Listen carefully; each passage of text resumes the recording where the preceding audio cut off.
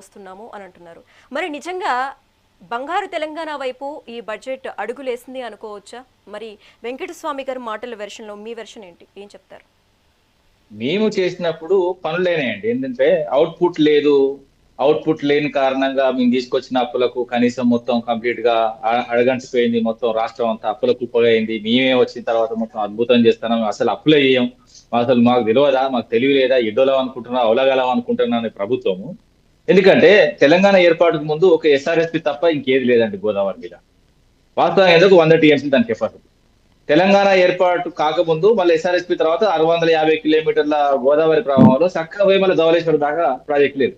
సరే గౌరవ కేసీఆర్ వచ్చిన తర్వాత దాని తర్వాత ఎస్ఆర్ఎస్పీ తర్వాత సదర్మట్ తర్వాత ఎల్లంపల్లి వీరు కొంత కంప్లీట్ చేయకపోతే మొత్తం కంప్లీట్ చేసినాం. అదే విధంగా అయితే ఎల్లంపల్లి తర్వాత సుందిల్ల తర్వాత అన్నారు మేము మేడిగడ్డ చేసినా మీరు చేసిన సార్ మొత్తం మొత్తం కాదు మీరు మొత్తం కామతి గారు కంప్లీట్ చేయలేదు. కంప్లీట్ చేయలేదు. మేము పేరు కూడా మారలేదు. సబ్జెక్ట్ కరెక్షన్ మీరు మీరు మొత్తం కంప్లీట్ కాదని చెప్తున్నా. రాజశేఖర రెడ్డి గారు కిరణ్ కుమార్ రెడ్డి గారు ఆయన ప్రారంభోత్సవం చేయలేకపోయినాడు. కిరణ్ కుమార్ రెడ్డి గారు నేను ఒక మాట చెప్పేది వినండి, మీరు పూర్తిగా వినండి. మీరు నేను మధ్యలో రావాలంటే అసలు మీరు మాట్లాడలేరు. ఎంతవరకు కంప్లీట్ చేసి చెప్పండి. మేమెంత ఖర్చు పెట్టాము, మీరెంత ఖర్చు పెట్టి చెప్పండి. ఎల్లంపల్లి మీద మీరెంత ఖర్చు పెట్టి మేము ఎంత ఖర్చు పెట్టిన చెప్పండి. వద్దండి అనవసరంగా ఇజ్జత్ మాట్లాడుతుంది. ఇజ్జత్ ఒక నిమిషం ఆగండి. ఇక నేను చెప్పేది వినండి. సుందిల తర్వాత అన్నారం తర్వాత ఆగండి. చేయకపోతే నేను అన్పార్లమెంట్ లో మాట్లాడితే బాగుండదు. చెప్పండి మరి. రామూర్తి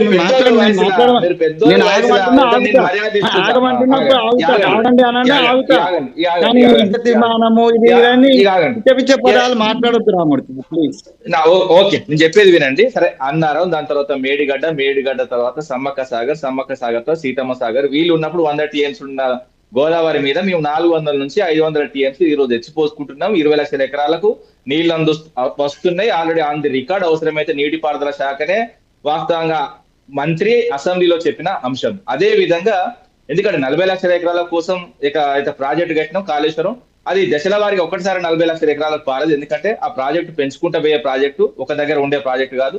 రాష్ట్ర వ్యాప్తంగా ముఖ్యంగా ఎందుకంటే ఉత్తర తెలంగాణ మొత్తం సస్యశ్యామలం చేసే కార్యక్రమం కాబట్టి దశల వారిగా అది పెరుగుకుంటూ పోతుంది. సరే ఆ విధంగా మేము 20 లక్షల దాకా వచ్చినాం. అంతకుముందు వాస్తవంగా 5-10 లక్షల కంటే ఎక్కువ లేదు మొత్తం ఉమ్మడి పాలనలో. మేము వచ్చిన తర్వాత ఓన్లీ ఉత్తర తెలంగాణకి 20 లక్షల చిల్లర ఎకరాలు పారుతుంది. అది కూడా ఓన్లీ కాళేశ్వరం వల్లనే. ఇంకా ఎందుకంటే బావిలు కానీ లేకపోతే బోర్లు కానీ అదే విధంగా మిషన్ కాకతీయ చెరువులు కానీ అవి కూడా మేము చేసినాం. దాదాపు 46,531 చెరువులను గుర్తిస్తే దాదాపు 20,000 చిల్లర ఎకరాల చెరువుల వరకు చేసినాం. దాని ద్వారా ఎందుకంటే గ్రౌండ్ వాటర్ కూడా రాష్ట్ర వ్యాప్తంగా పెరిగిందన్న విషయం అందరికి కూడా తెలుసు. ఎందుకంటే ఇప్పుడు మేము చేసిన ప్రాజెక్టులకు ఎందుకంటే అప్పులు తీసుకొచ్చిన ఏదైతే డబ్బులు పెట్టి అవుట్పుట్ రాలేదంటాడు దిండి ఇరిగేషన్ ప్రాజెక్టు. ఎందుకంటే ఇది గౌరవ విద్యాసాగర్ రావు గారి మీద 6,500 కోట్లు ఖర్చు పెట్టి చేసినాము. ఎందుకంటే 3,50,000 ఎకరాలకు నీళ్లు అందిస్తున్నాం ఈ రోజు. అదే విధంగా కోయిల్ సాగర్ 2014 ముందు 0 ఎకరాలు, మేము వచ్చిన తర్వాత 38,250 ఎకరాలకు నీరు కారుతుంది.